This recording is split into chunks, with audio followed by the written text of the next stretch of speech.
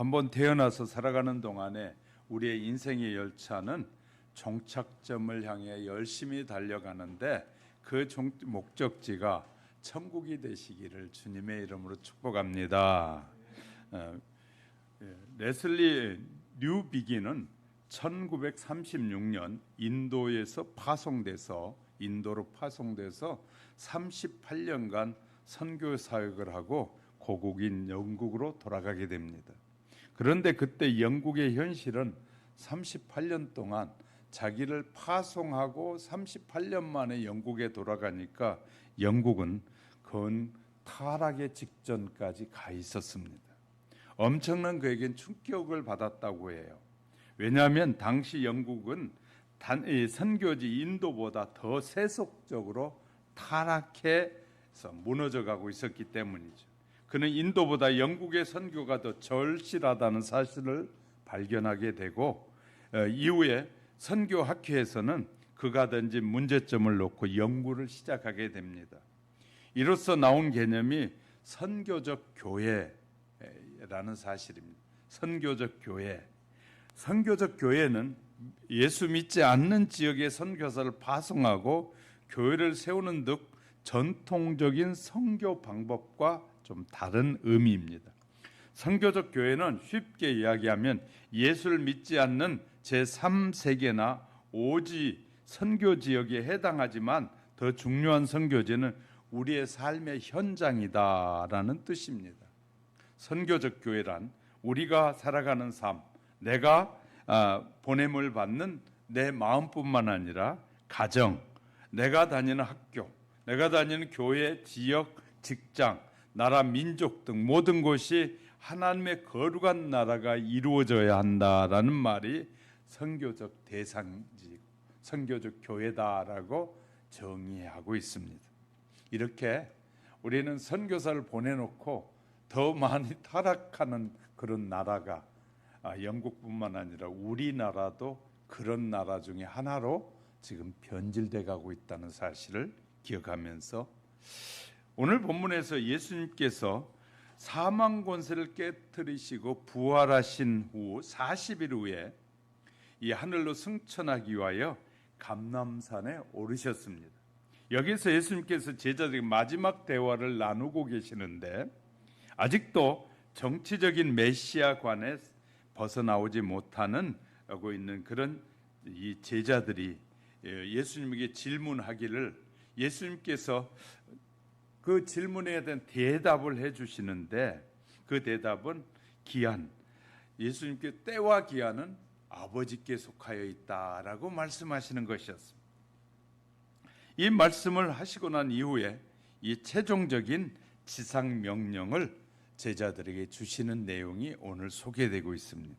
그것은 복음 전파에 대한 명령이죠.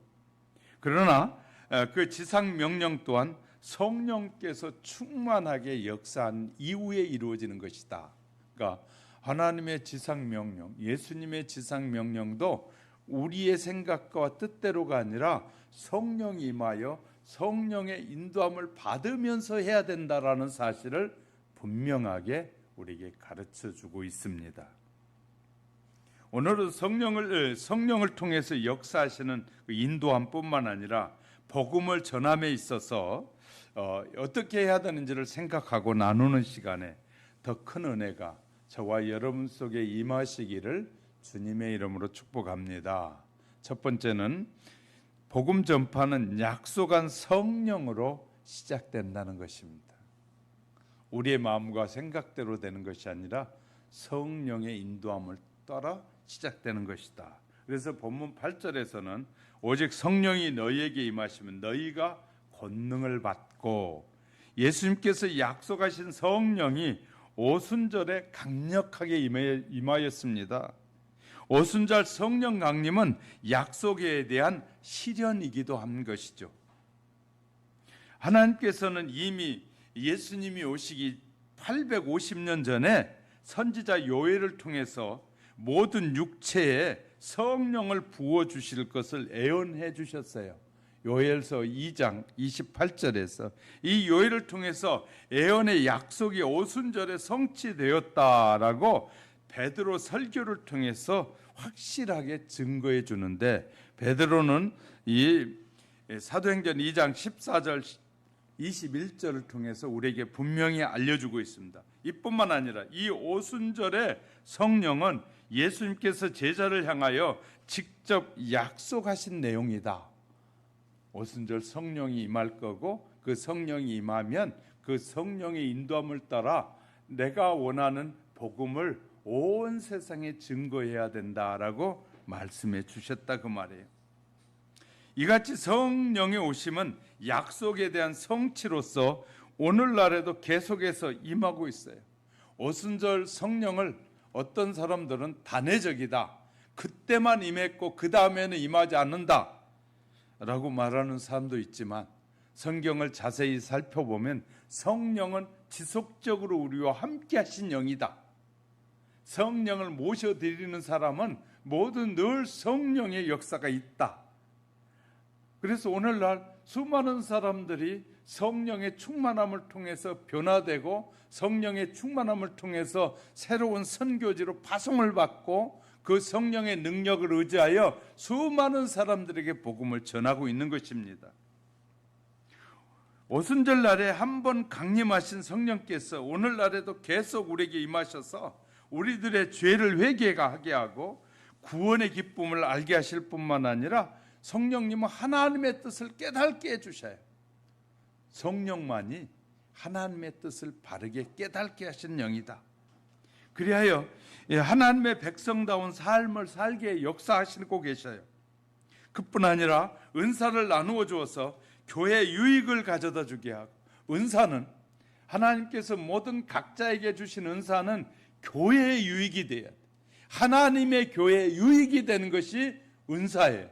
자기에게 유익이 되고 자기가 먹고 사는 일에 유익이 되는 것은 전부 다 하나님의 그 능력과 은사를 자기 것으로 만들어버리는 어리석은 사람들의 모습이에요. 따라서 믿는 자는 반드시 모두가 성령을 받아야 하는데, 그러기 위해서는 초대교회 예루살렘의 성도들과 같이 마음을 모아서 전적으로 기도에 전념해야 돼. 성령은 어느 때 올바르게 임하느냐? 마음을 모두어서 하나님 앞에 성령이 충만하게 임하기를 간절하게 기도할 때 성령이 임한다. 할렐루야 라는 사실입니다. 본문 8절에 보면 성령이 임하시면 너희가 권능을 받고 그래. 성령께서 임하시면 가장 먼저 나타나는 특징이 권능이 임한다는 거예요. 우리는 제자들의 예를 보아서 그 사실이 읽히 잘 알 수 있어요.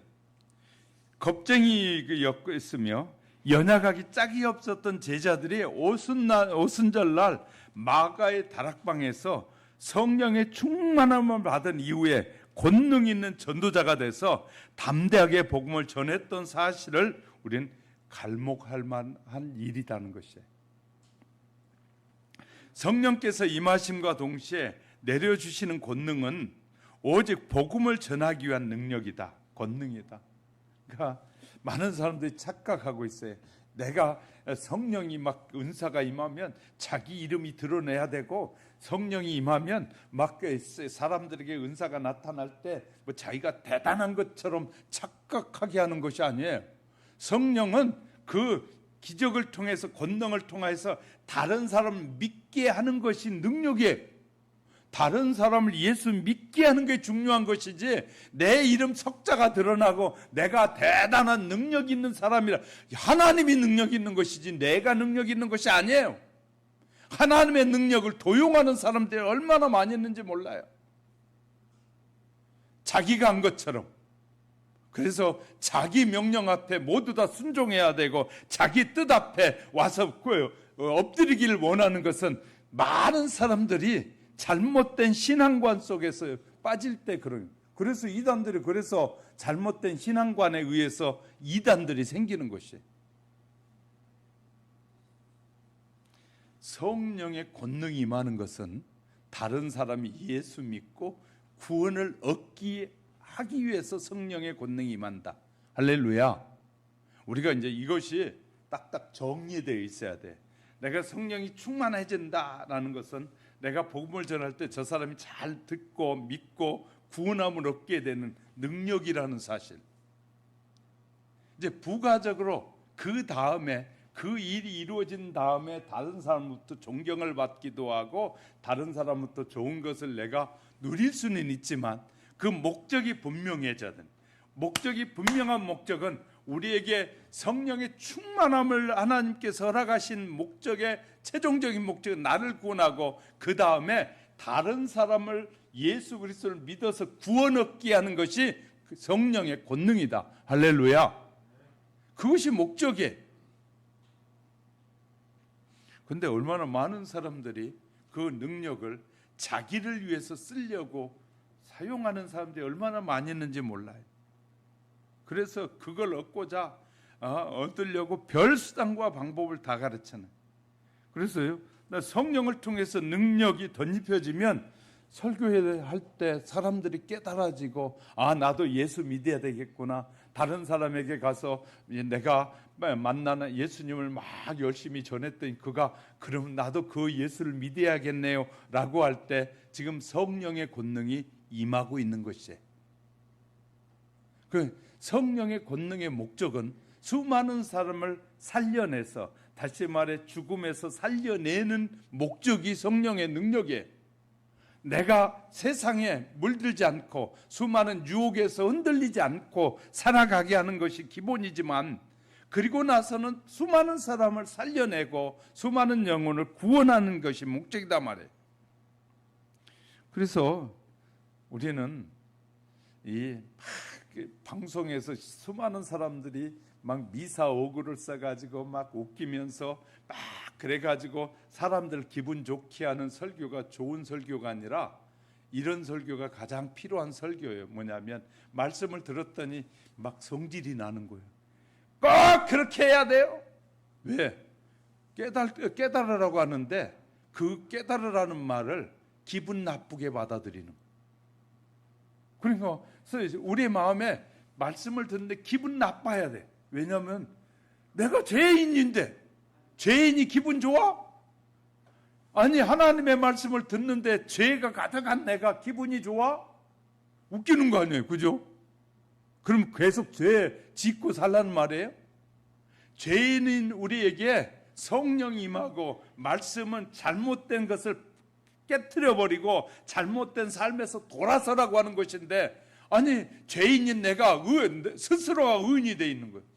나는 이제 예수 믿었으니까 나는 죄가 없고 그냥 대단한 사람이 돼가지고 그건 내 마음에 안 들어 하고 판단하는 하나님이 돼 있으면 안 되는 거예요. 저는 가장 기분 나쁜 게 그런 거예요. 왜냐하면 자기가 판단을 다 하고 있는 거예요. 하나님의 말씀이 와서 닿으면 그 다음엔 우리는 되새겨야 돼요. 자, 뭘 먹었어요. 그런데 그것이 소화가 되기 위해서 좋은 것이 되려면 이 되새김질을 잘해야 돼요. 오늘 마음에 상처가 왔어요. 말씀을 듣는데 상처가 왔어요. 그러면 하나님, 왜 그 말씀을 듣는데 내게 상처가 됐을까요? 그 말씀을 통해서 내게 뭘 말씀하시려고 하는 거야? 하고 깨닫게 해주세요. 내가 깨닫고 바르게 살기 원합니다. 그래야 되는데 내 마음에 안 들어. 이거 하고 판단하는 거야. 하나님의 말씀은 그때부터 판단하는 자가 되는 거예요. 이것이 교만의 증거거든요. 교만한 사람은 하나님의 말씀을 들으면서 자기가 판단해. 자기 믿음이 저 사람 믿음보다 훨씬 좋은 것으로 착각할 때가 많아. 자기가 생각할 때 이렇게 해야 해결될 것 같아. 하나님의 방법과 내 생각은 전혀 다를 때가 너무나 많아요. 이렇게 하면 해결될 것이다? 그건 내 생각이에요. 하나님은 때로는 회개케 하시기 위해서 우리를 어디 아주 사막의 길로 인도하기도 하고 진흙탕 속에 빠지기도 해. 하나님 좋으신 하나님인데 우리를 진흙탕 속에 빠졌어. 그러면 좋은 하나님이 아니라고 말할 거예요. 그러나 깨닫고 나면 내가 진흙탕에 빠진 것이 축복이라고 말하잖아요. 깨닫지 못할 때는 진흙창에 들어가 있는 것이 이 저주인 줄 알았는데, 깨닫고 나니까 진흙탕 속에 빠져있던 것이 바로 하나님의 축복이었음을 발견하게 되는 거예요. 무엇이 은혜인지 무엇이 은혜가 아닌지를 구분하지 못할 때가 참 많아지는 것이죠. 그런 저는 하나님 앞에 기도할 때마다 감사하는 것이, 그렇게 말씀을 대할 때 그런 깨달음을 주셔요. 너무나 많이 깨닫게 해주시는. 설교는 사람의 마음 기분 좋게 하기 위해서 설교가 되어지는 것이 아니라 회개하고 돌아서기 위해서 말씀을 주시는 거예요. 너희가 잘못된 길에서 돌아서라는 거예요. 잘못된 삶에서 바로 서라는 거예요. 잘못된 하나님에게서 떠난 삶에서 하나님께로 돌아오라는 거예요. 그리고 내 말을 듣고 하나님의 음성을 따라 살라는 거예요. 설교, 그런데 놀랍잖아요. 베드로같이, 우리는 베드로 무식쟁이라고 대부분 많은 사람이 알고 있어요. 그런데 베드로가 성령이 충만하기 전에는 예수님을 부인하던 사람이 성령이 충만해요. 그가 예수님을 만난 얘기를 막 해대니까 처음엔 3,000명이 예수를 믿게 됐어요. 그 다음에 베드로가 또 막 설교를 하니까 5,000명이 믿었어요. 그 다음에는 베드로가 또 막 하니까 수많은 사람들이 베드로의 설교를 들으면서 통곡하고 회개하고 돌아섰다는 거예요. 회개할 일이 없는 것이 좋은 것이 아니라, 그것은 회개할 일이 없이 내가 의롭다라고 생각하니까 회개할 일이 없지, 아무리 경건하고 성숙한 사람도 회개할 일이 너무 많은 거예요. 저와 여러분이 육체를 가지고 살아가고 있는 동안에 회개할 일은 수도 없이 많아요. 목사도 마찬가지고. 그런데 나는 회개할 일이 없으니까 말씀을 들을 때 내 기분 좋게 나 해주라, 그런 메시지를 원하신다면 우리는 변질되어 있는 것이고, 그렇지 않으면 하나님의 은혜에서 떠나 있을 수도 있다는 거예요. 하나님의 말씀이 비수와 같이 우리의 가슴을 찢어서 우리의 심령 속에 파고들어서 내가 하나님의 뜻대로 살지 못하고 내 주관대로 살고 내 생각대로 사는 것을 회개하고 돌이켜야 되는데, 나는 예수 몇 년 믿고 10년 20년 믿고 나니까 내가 다 아는 것들, 내가 하나님이 돼 있는 것 같이 생각하면 곤란한 것이죠. 자, 우린 기억하셔야 돼. 하나님의 말씀은 우리에게 거침이 많아야 돼. 그래야 내가 더 온전해져 간다. 할렐루야. 하나님 말씀을 들으니까 아이고, 나는 벌써 의로운 사람이 돼버렸네. 나는 벌써 이 아무런 죄와 허물이 없는 깨끗한 사람, 신세마포와 같은 사람이 돼 있네. 그런 느낌이 든다면 교만의 극치에 이르고 있는 거예요. 그러면 이단이 될 가능성이, 이단의 괴수가 될 가능성이 대단히 높아지는 거예요.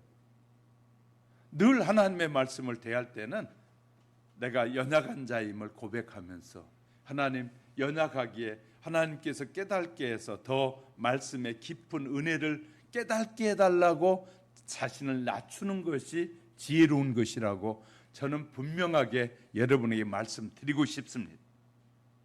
하나님의 영광을 위한 권능이다, 그 말이죠.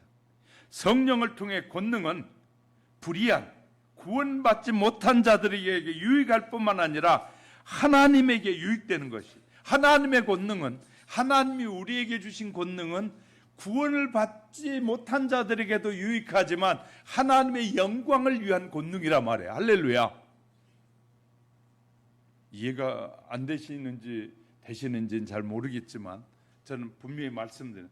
구원을 받지 못한 자들, 구원을 입는 일에 영광, 권세가 되는 것이고 능력이 되는 것이고, 하나님이 그런 분이심을 깨닫고 그분 앞에 영광을 돌려드리기 때문에 능력이 되는 거예요. 할렐루야. 하나님께 능력이 되는 것이.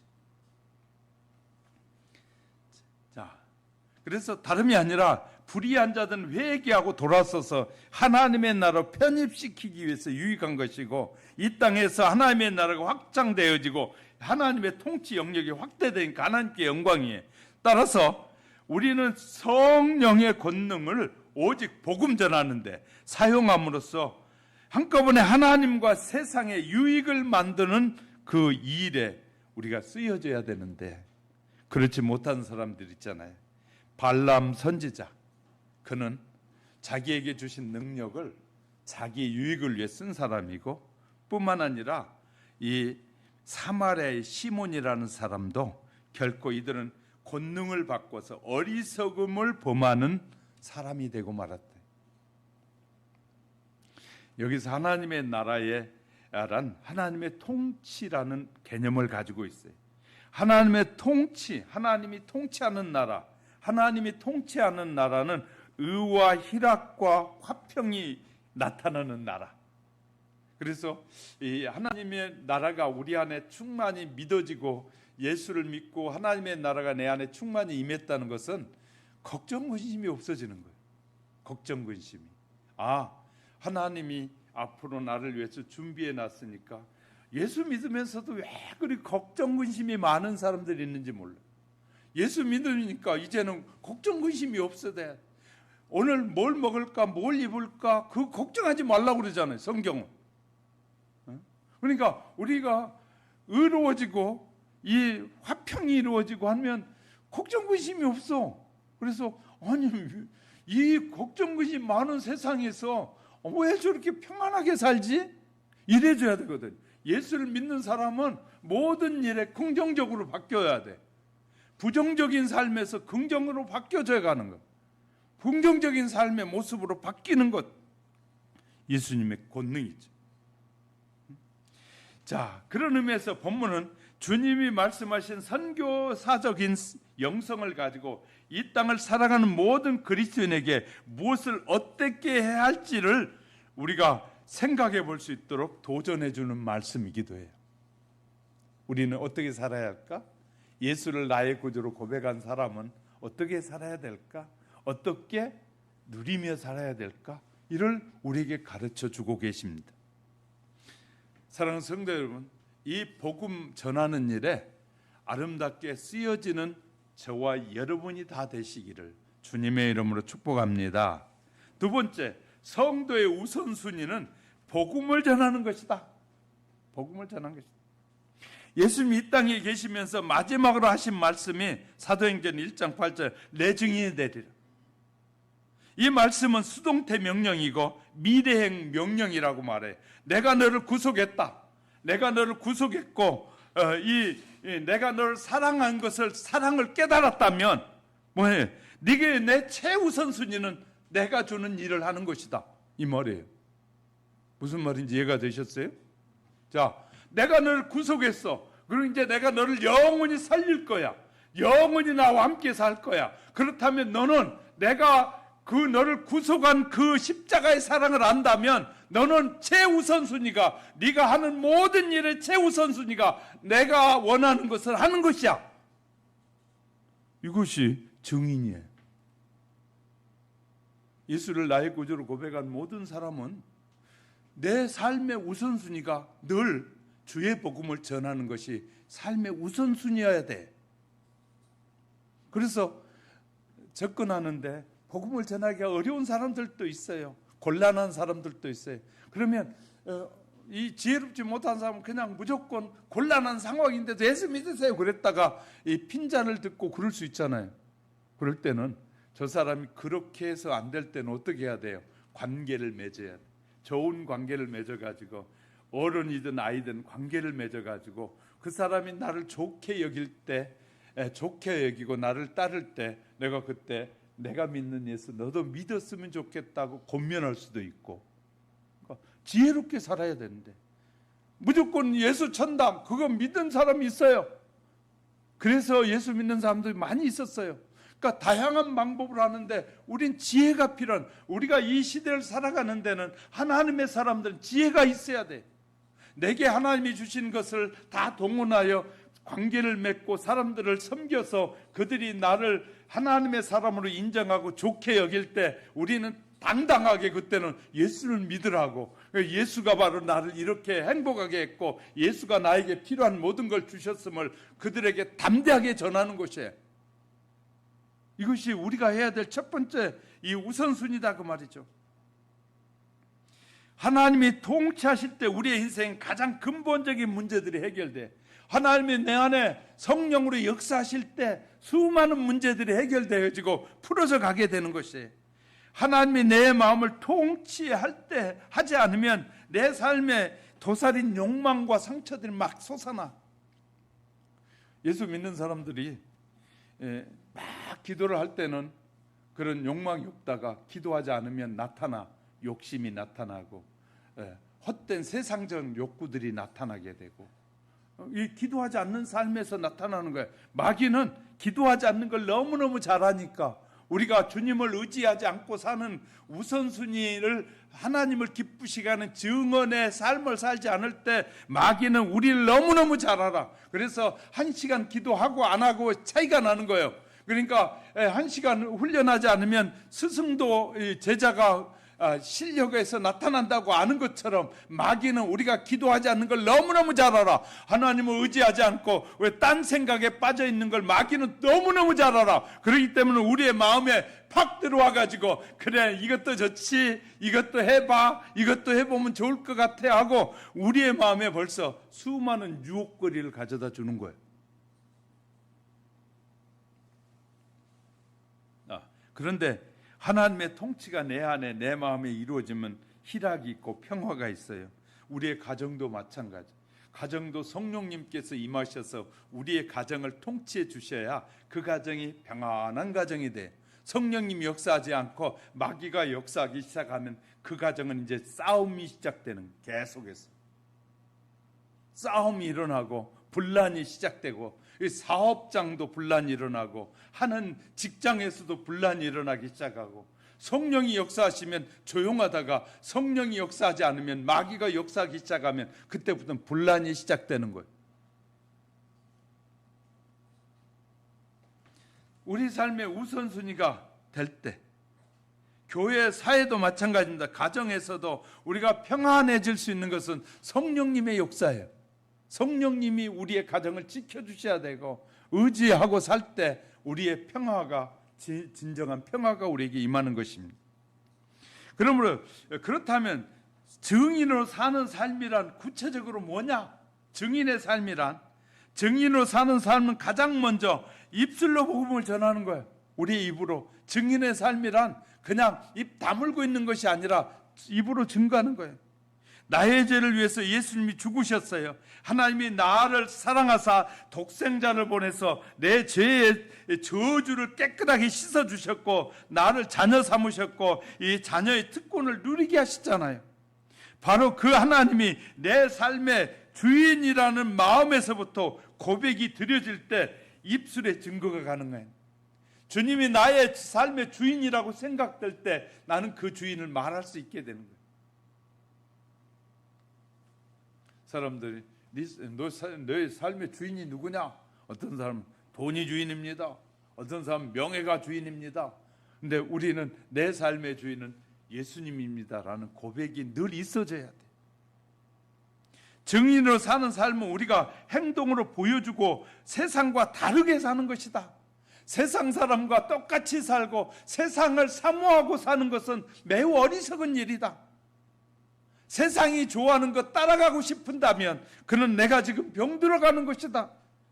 안디옥 교회 성도들이 예수를 믿는 것을 보고 그리스도인이라는 처음으로 이름이 칭호가 붙여지게 됩니다. 다른 사람이 우리의 삶의 행동을 보면서 저 사람 보면 정말 예수님이 구세주요, 저 사람 보면 정말 주님을 믿는 사람 같아, 그래야 되는데 저 사람 우리하고 똑같아졌네. 옛날에 예수 믿는 사람 같더니 이제는 우리하고 똑같네. 말하는 것이나 행동하는 거나 모든 삶이 우리하고 똑같네. 우리는 자꾸 예수 믿는다고 하면서 세상 사람과 똑같아지고 싶어해. 저들이 하는 거 다 하고 싶고 저들이 누리는 거 다 누리고 싶고 그러면서 하나님을 믿는다고 말해. 그 마음은 이중 마음이에요. 두 가지를 섬기는 마음이에요. 하나님을 섬기는 마음은 일치월치 변함이 없어야 돼. 하나님을 섬기는 마음 변함이 없어야 돼.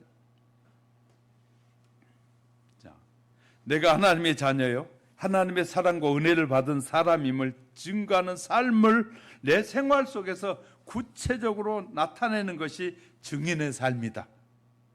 증인은 죽음으로 생명을 전하는 삶이기도 해. 자, 여기에서 증인, 헬라어로는 마르투리아라고 해요. 마르투리아라는 말은, 증인이란 말은 순교자라는 뜻하고 같은 말이에요. 다시 말해, 내가 믿는 그 하나님을 전하다가 죽을 각오를 하고 전하는 것이다. 내가 믿는 예수님 때문에 죽을 각오를 하는 것이 이 증인이라고 말이죠. 초대교회 시대 제자들이 예수님이 십자가의 죽음과 부활을 목격하지 않았습니까? 부활하신 주님과 함께 생활했고 승천하면서 주신 그 재림에 관한 말씀도 주셨어요. 따라 그들은 세상에서 그 말씀이 예수님이 하신 것이 진리라고 외치는 거예요. 예수님이 우리에게 하셨던 모든 것이 진리다. 예수님이 우리에게 가르쳐준 모든 것이 진리라고 외치는 자들이에요. 세상 속에 외치잖아요. 우리는 세상이 진리라고 자꾸 따라가면 안 되잖아요. 세상 사람들에게 그게 진리가 아니라, 그게 진짜가 아니라 이 예수님이 성경을 통하여 하나님이 말씀하신 이것이 진리라고 하는 사람이 증인이라는, 우리라는 것이에요. 그래서 자꾸 우리는 세상을 닮아가려고 그래. 조금만 좋은 일이 있으면 하나님 앞에 나가기보다는 자꾸 세상으로 나가려고 그러는, 이것은 우리가 세월이 가면서 우리의 믿음이 떨어질 때 일어나는 현상들일 수 있어요. 그래서 관심을 어디다 두고 사냐면, 그러면 언제 옵니까? 귀찮은 세상. 그러니까 우리는 예수 믿는 것이 피곤하고 힘들다고 자꾸 생각하니까 주님이 빨리 왔으면 좋겠다. 빨리 그냥 와서 그냥 다 깨버리고 없애버리고 그냥 나만 천국 가면 좋겠다. 이기적인 생각할 때가 많아요. 저도 그럴 때가 있어요. 그런데 성경이 이렇게 가르쳐요. 자, 하나님이 계획하신 그 뜻이 이루어질 때까지, 세상은 계속될 것이에요. 그리고 타락해 갈 거예요. 그러다가 하나님이 계획하신 그 뜻이 다 이루어지면 세상의 종말이 우리에게 도래한다. 성경의 가르침이, 하나님의 뜻이 이루어져요. 그런데 우리는 그냥 급해가지고 살기도 힘들고 어려우니까 그냥 다 깨져버리고 없어져 버리고 빨리 주님이 오시면 좋겠다. 그건 내 생각이에요. 주님의 생각과 내 생각이 달라요. 그러니까 제자들이 그 말이에요. 이왕 예수님 가시면, 예수님 안 보이면 이제 우리가 뭘 믿고 따라요? 그러니까 언제 오십니까? 그랬더니 그것은 아버지께서 정하신 것이다. 아버지 안에 있는 것이다. 제자들이 이스라엘 나라의 회복이 언제입니까? 이때입니까? 그러니까 주님이 오신 그때입니까? 그럴 때 너희가 알 바 아니다 말씀은. 오늘 너희가 살아서 해야 할 일은, 삶은 오직 증인된 삶만 열심히 살면 된다 그 말이에요. 우린 열심히 주님이 언제 오실지는 알 수 없지만 그 오시는 날까지 바로 예수님이 말씀이 진리고 하나님의 뜻이 진리고 성삼위 하나님만이 살아계신 신이다라고 말하며 사는 것이 우리가 해야 될 일이다 그 말이에요. 그럴 때 저와 여러분 속에 있는 진정한 그 꿈이 세상 속에 이루어져 가는 것이, 이 복음은 때를 얻든지 못 얻든지 전하라는 것이에요. 이 복음은 때를 얻든지 못 얻든지. 세상에서는 한 번만 일하고 또 그만하는 일도 있고 기간을 정해놓고 하는 일도 있어요. 기간이 끝나면 일이 다 멈춰져요. 하던 일을 그만해야 돼요. 그런데 이 복음은, 전하는 일은 시간은 제한이 없어요. 때를 얻든지 못 얻든지 어느 상황에서든지 하나님이 예수 그리스도를 보내서 우리의 죄를 사하시고 자녀 삼아 주셨다는 이 복음을 전하는 삶은 계속돼야 된다는 거예요. 그러니까 나이가 드셨어도 80, 90이 되었어도 그냥 다른 사람 만나면 예수님만이 진리라고 말해야 되고, 어린이도 젊은이도 다 그 얘기 해야 된다는 거예요. 어떤 분은 나는 이제 내가 나이 많았으니까 아무 말도 안 하고 살래. 그것은 하나님이 말씀하신 그 뜻을 아직 이해를 못한 사람이에요. 저와 여러분은 마지막 숨이 거두는 순간까지도 해야 될 일이 있다면, 내 자녀 중에서 믿지 않는 자녀가 있다면 내가 숨이 지금 까딱거리면서 너 예수 믿어야 산다 라고까지 하고 죽어야 돼. 이것이 증인의 삶이라는 거예요. 율법주의자 바울이 언제 변화되기 시작한 줄 아십니까? 스데반 집사가 말씀대로 살다가 죽는 거예요. 자기가 보는 앞에서 막 돌에 맞아 죽으면서도 아버지 저들의 죄를 용서해 주옵소서. 아니 사도 바울이 보니까 참 개 같은 짓을 하는 거예요. 왜? 아니 지금 자기를 때리는 유대인이 누구예요? 유대인 스스로가 하나님의 백성이라는 사람들이 자기를 막 때리는데 자기가 믿는 하나님 또 스데반이 믿는 그 하나님, 스데반이 아버지 저들의 죄, 저들이 멍청해서 잘 몰라서 나를 돌을 때려 죽입니다. 그러니까 저들의 죄를 용서해 주시고 저들을 불쌍히 여겨 주십시오 하니까 스데반이 쳐다보면서 저 병신 같은 놈 있나? 지금 쥐를 때려 죽이는 사람이 하나님의 자녀들인데 자기가 그렇게 생각한 거예요. 그런데 참 병신같이 죽네라고 하면서 마음에 뭔가 남은 거예요. 그런데 그때부터 마음에 남았다는 것은 하나님이 일을 시작하셨다 그 말. 우리는 기회를 놓치지 말아야 될 것이 어떤 기회를 통해서 우리로 하여금 복음을 전할 수 있는 기회를 주시는 거 하나님이 어떤 관계를 통해서든지. 그러니까 우리는 그런 때 놓치지 말고 전해야 돼요. 당당하게. 그리고 우리는 복음을 전하다가 죽을 각오도 하고 살면 뭐 못 죽을 일이 없지 않겠어요? 그런데 나는 절대로 맞아 죽으면 안 돼. 그런 생각을 하니까 맞아 죽을 일이 생겨. 그런데 나는 주님 때문에 죽어도 나는 주님만 위해 살리라 그러면 그 주님이 안 맞게 하시더라고. 그러니까 우리가 잘 아셔야 돼요. 자, 바울은 빌립보 3장에서 이렇게 말해요. 그가 고백하기를 고난과 시련을 처했다 할지라도 나는 하나님만을 전하며 살기로 결정했다. 누굴 보면서? 스데반을 맞아 죽으면서 그것을 보면서 마음속에 싹이 트기 시작했는데 어떤 싹이 트냐? 나도 스데반처럼 맞아 죽어도 오직 하나님만을 전하며 살겠다라는 결단을 스데반을 통해서 하게 된 거예요. 놀라운 일 아니겠어요?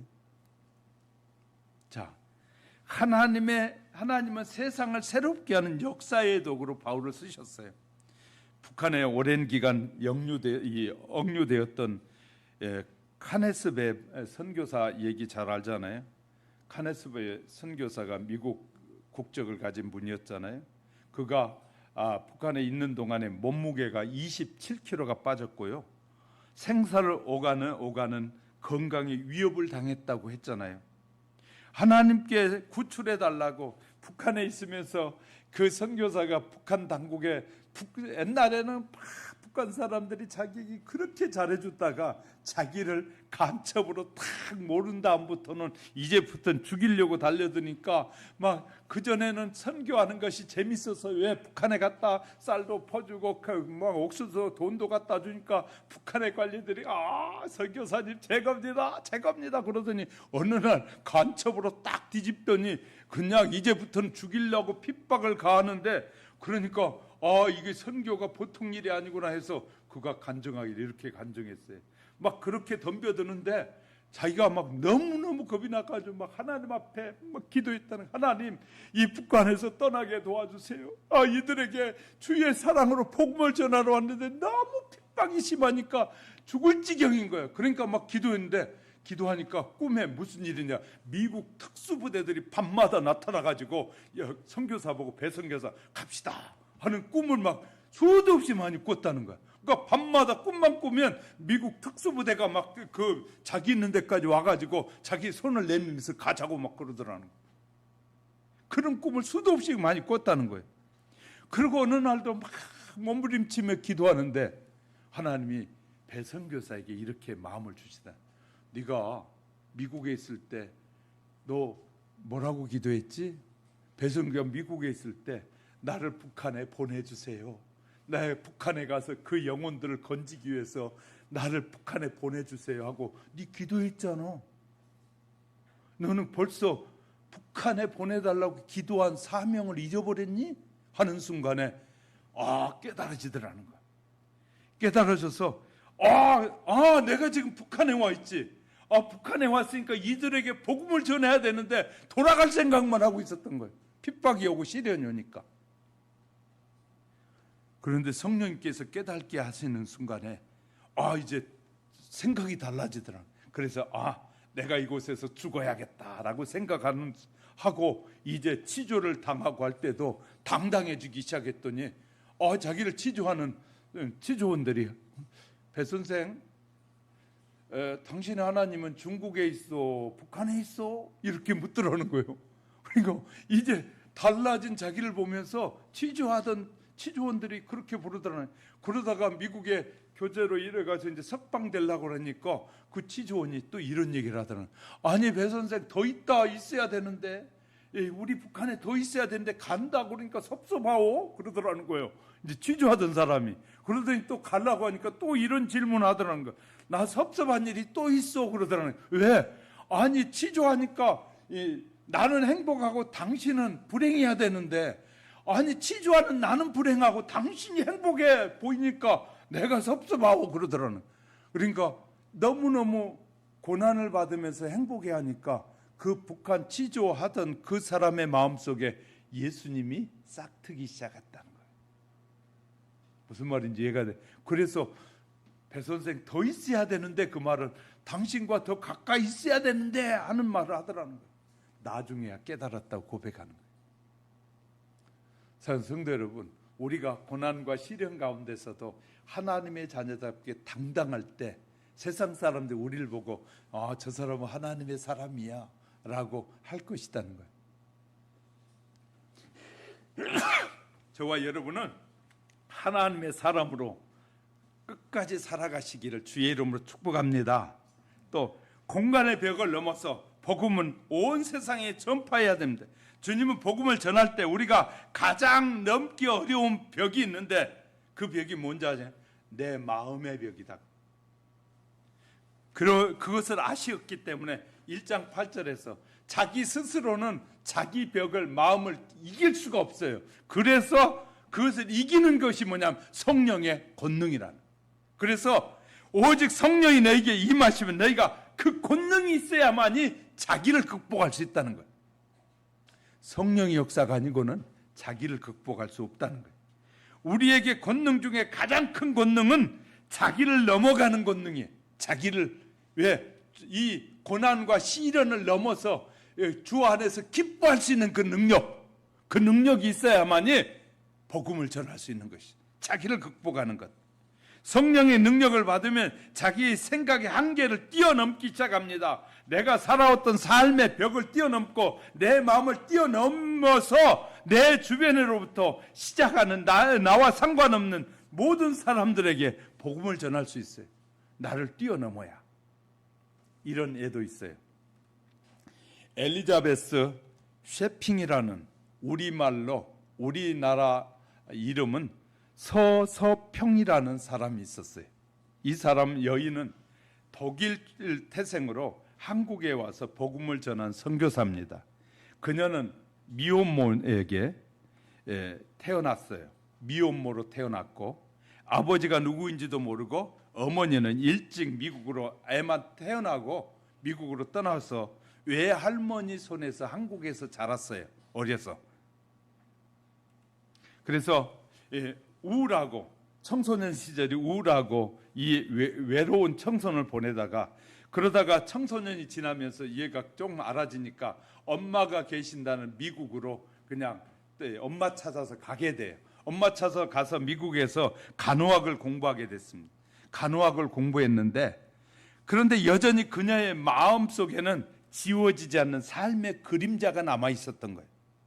그러던 1901년 뉴욕 시립병원에서 근무할 때 한 친구에게서 복음을 듣게 돼. 우리나라에서 못 들었는데 이 선교사가 어릴 때도 못 들었던 복음을 이제 미국에서 듣게 되는 거예요. 복음을 듣게 되는데 어떤 복음을 들었냐면, 친구에게서 하나님은 너를 사랑하시기 위해서 독생자 예수 그리스도를 못 박아 죽이기까지 했고 지금도 너를 사랑한대. 그 말을 듣는 순간에 이 서서평이라는 이 여인의 마음속에 뭔가가 살아 움직이기 시작하는 것이었어요. 그래 예수를 믿었어요. 하나님이 나를 사랑한다? 그리고 하나님이 나를 사랑하기 위해서 아들까지 죽이셨다는 말에 너무너무 가슴이 뛰기 시작해요. 그래서 이 세상 끝, 나는 그런 사랑을, 하나님이 나를 사랑한다고 하니까 나는 이 세상 끝, 가장 어두운 곳에서 하나님의 사랑을 전하고 실천하기로 마음을 먹었어요. 그리고 나서 1912년 엘리자베스 쉐핑은 한일 합방으로 가장 암울했던, 어쩌면 땅끝이라고 여겼던 어둠의 땅, 미지의 조선의 땅에 도착해서 광주 지역에서 복음을 증거하기 시작했어요. 선교하기 시작했어요. 광주에서. 그녀는 32살의 처녀의 몸으로 한국에 와서 22년 동안 사역을 하다가 54세에 세상을 떠났는데, 사망 원인이 뭔지 아십니까? 영양실조였어요. 사망 원인이 영양실조. 54세의 여인이. 영양실조가 된 이유가, 그녀가 스스로 밝힌 이유가 있는데, 내가 내일 먹으려고 저녁에 쌀이 이렇게 싸놨는데 배고파하는 사람이 있으면 내일 내가 먹겠다고 이것을 그 배고파하는 사람이 안 줄 수가 없어서 줬다는 거예요. 그러니까 내일 끈이 걱정 아니라고 오늘 배고파하는 사람 안 주고는 못 견뎠다는 거예요. 그래서 영양실조가 걸렸다는 거예요. 지금 추워서 밤에 떠는데 내일 입으려고 그 옷을 남겨주지 못했다는 거예요. 그래서 이 여인은 그냥 있는 옷이든 뭐든 추워하는 사람이 있으면 다 나눠주기 시작했어요. 자, 그렇게 살았다는 거예요. 그리고 그녀는 이 대한간호협회 전신인 조선간호협회를 처음으로 창설해서 우리나라에 와서, 그리고 한일장신대학교의 전신인 이일학교를 세웠고, 특히 여성교육에 앞장을 서서 여성들에게 이름을 준, 옛날에 여성들이 이름이 없는 여성이 많았어요. 그런 이름이 없는 여성들의 이름을 지어줬고, 여성의 인권과 삶에 눈을 뜨게 해주신 분이에요. 게다가 한센병 환자 중에 14명의 고아를 자기의 양자로 삼았고, 양자로 입양했고, 그의 삶은 최용준 목사님과 이 손양훈 목사님에게 깊은 영향을 주어서 일평생 한센병 환자를 위해서 살 수 있는 삶의 계기를 만들어주기도 했다라고 쓰고 있어요.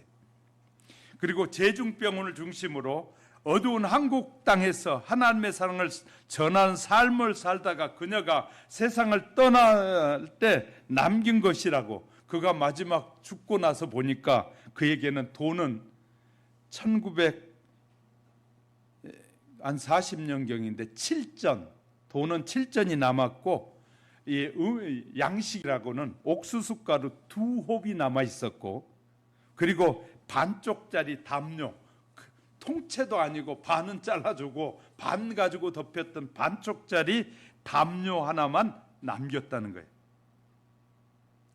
장례식 날 전라남도 광주에서 수많은 한센병 환자들이 장례식 뒤를 따라가면서, 고아들이 거린을 따라가면서 어머니 어머니 하면서 이 여인이 가는 장례식에 대해 눈물을 흘리면서 수많은 사람이 따라갔다는 거예요. 그뿐만 아니라 그녀는 자기의 장기까지도, 마지막 장기까지도 기증을 하고 떠났어요. 자기의 삶을 아낌없이 드리는 것이 정말 예수의 사람 아닐까요? 저는 이 내용을 읽는데 막 눈물이 나더라고요. 야, 나는 뭐 어떻게 살고 있지? 난 너무 배부르고 너무 따뜻하게 사는 건 아닐까? 정말 하나님의 사랑을 정말 많이 받은 나라면 나도 그래야 될 텐데 하는 아쉬움이 있었어요. 정말 성령 충만함을 받은 삶이란 아낌없이 나누며 섬기는 것, 본을 보여주신 것이에요. 우리도 성령의 인도하심을 따라 나누고 섬김의 삶이 되어지시기를 주님의 이름으로 축복합니다. 세 번째는 주님의 승천과 재림 사이의 약속도 주셨어요.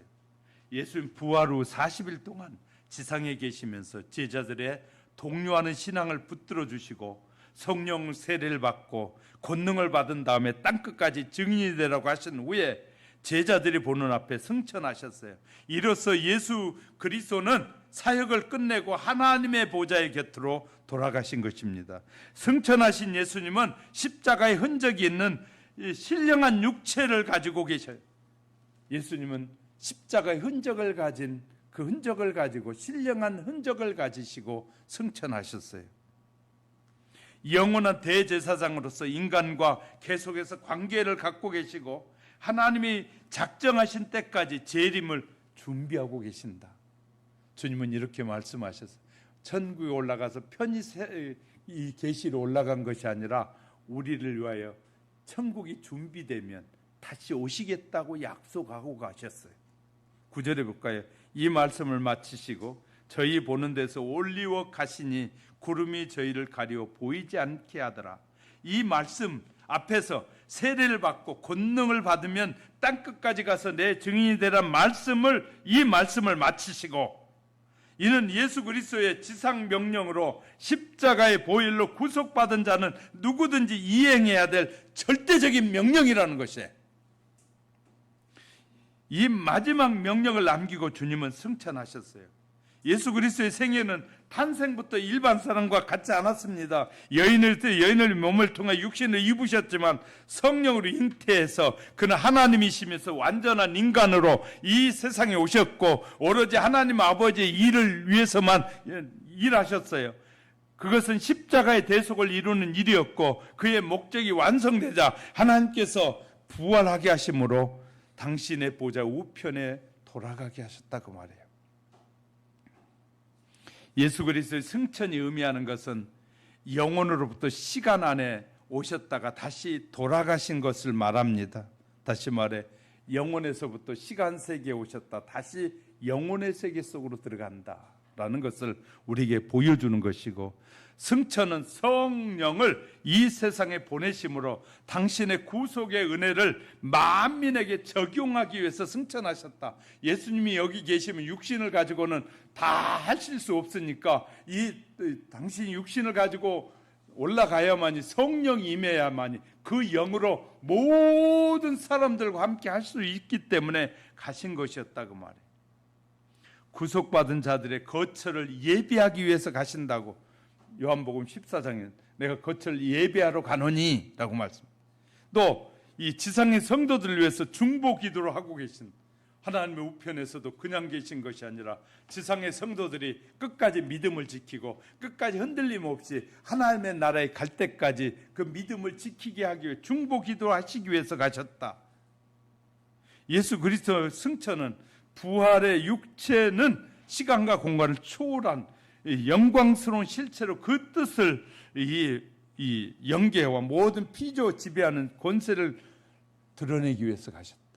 예수님은 우리에게 보여준 영적인 세계도 지배하지만 육적인 세계도 다 통치하신 분으로 우리에게 보여주셨다고 말이에요. 자, 10절 11절에 올라가실 때 제자들이 자세히 하늘을 쳐다보고 있는데 흰옷 입은 두 사람이 저희 곁에 서서 가로되 갈릴리 사람들 어찌하여 서서 하늘을 쳐다보느냐.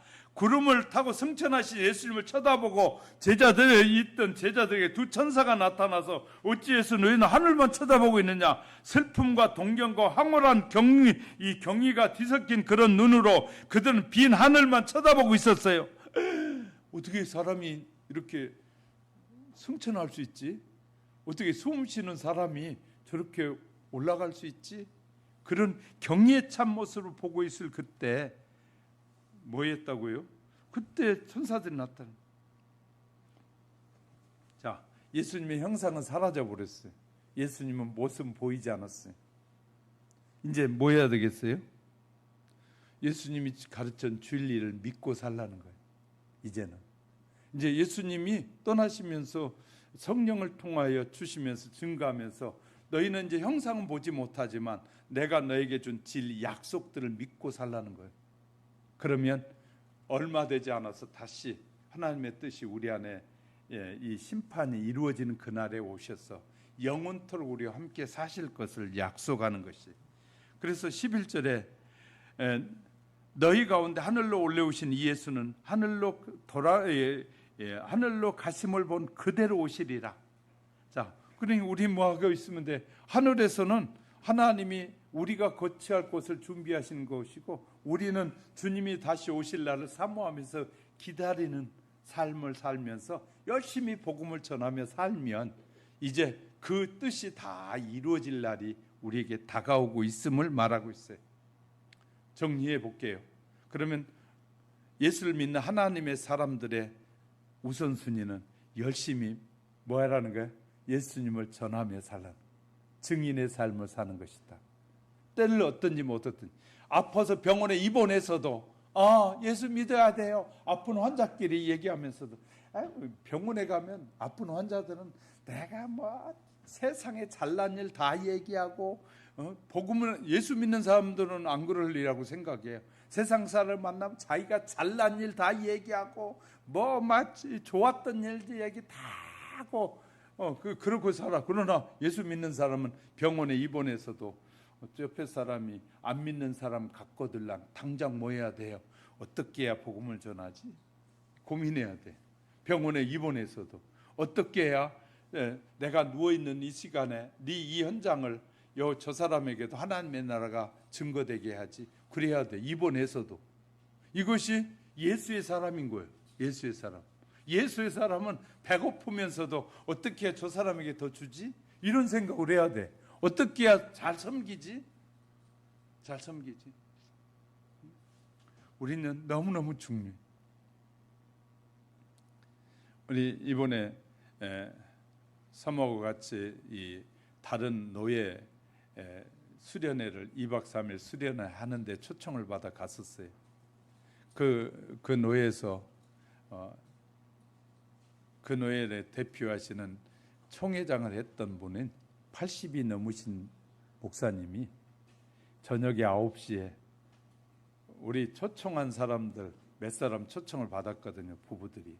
그래서 저희들 갔는데 저희들 회관에 모아놓고 당신 선수 80이 넘은 사람이 자연산 오징어 사다가 삶아가지고 자기가 80이 넘은 사람 그 밑에 자기 제자들이 수두룩 가르고 있는데 총회에서 온 목사님들이라고 노예에서 잘 섬겨야 된다고 자기가 오징어 삶아가지고 그 그릇에 통째로 들고 오고 새우 삶아가지고 통째로 들고 오고 해가지고 우리에게 나눠주면서 섬김의 본을 80이 넘은데 저는 깜짝 놀랐어요. 그리고 우리가 먹자 또 당신이 치우는 거, 당신이 본을 보이려고 그렇게 사시는 거.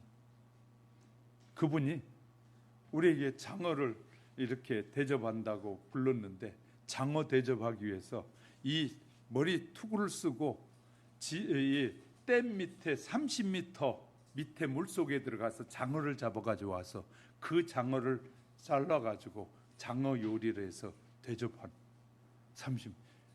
80이 넘었는데 생명을 내놓고 들어간대.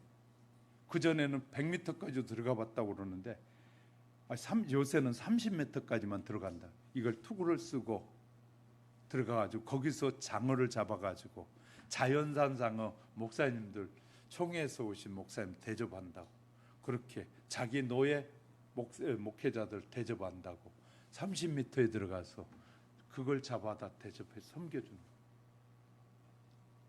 오는 날까지도 마지막까지도 커피가 먹고 가라고 대접 섬기시는데 난 너무너무 죄송했어요.